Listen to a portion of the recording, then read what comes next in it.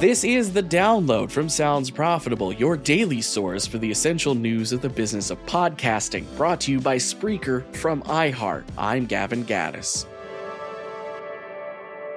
Here's what you need to know for today, Monday, June 10th. First up, Audacy's cross-platform study finds audio listeners boost results for advertisers. Back in June of 2023, Audacy commissioned a survey by Suzy Insights looking at cross-platform listeners, that is, audiences who consume content over the air, online, and via podcasts.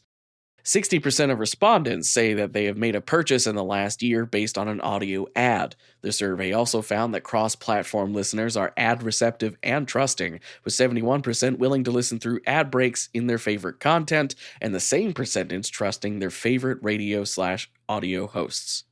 Up next, Spotify rolls out video for all podcasts by James Cridland of Pod News. Back in June of last year, Spotify began rolling out the ability for podcasters who do not host their show on Spotify to upload video versions of their podcast. Since then, the feature has been slowly rolled out to more and more users, with Pod News now reporting the feature is available for some of their shows. Though, Cridland also reports that some tests show the current video system will override RSS audio for a podcast. If a podcaster uploads a video version of an episode to Spotify, even audio-only listeners will stream the video's audio feed. Next up, Australian insurance advertising spend up 6%. New Nielsen analysis finds the insurance industry ad spend in Australia has grown 6% year over year as of May, reaching 446 million Australian dollars. The majority of their marketing mix is TV, with 42% of ad spend, followed by display at 20% and radio only taking home 7%. Insurance companies have a big footprint in the US podcast advertising scene, which might suggest there's room for Australia's burgeoning podcasting scene to capitalize on their own insurance niche going forward. And finally, podcast producers make do with less after budgets are sliced in half. During their peak, sources tell Bloomberg the going rate for an 8 to 10 episode investigative podcast series would cost around $500,000. Veterans of Twitter podcast discourse will also remember that number.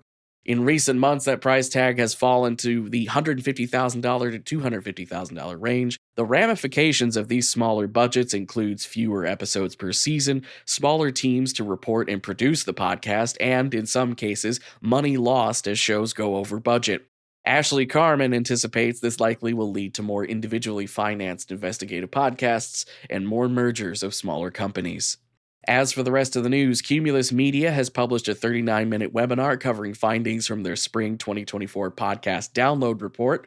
Listener co-creators Steph Claire Smith and Laura Henshaw recently gave a keynote at Cannes and Cairns. Marketecture has acquired anonymous AdTech Twitter personality AdTech God and the AdTech Forum, co-hosted with Jeremy Bloom. Marketing Brew covers how Facebook and Instagram are officially video platforms as video use exceeded all other forms of activity last year. And ad industry analyst Brian Weiser shares his predictions for next year with Madison & Wall's forecast. Be sure to check out the links to every article mentioned right in your podcast listening app or at soundsprofitable.com, where you can also subscribe to the newsletter version. The Download is written and produced by myself, Newton Shadolkati, and Brian Barletta. This episode is hosted on Spreaker.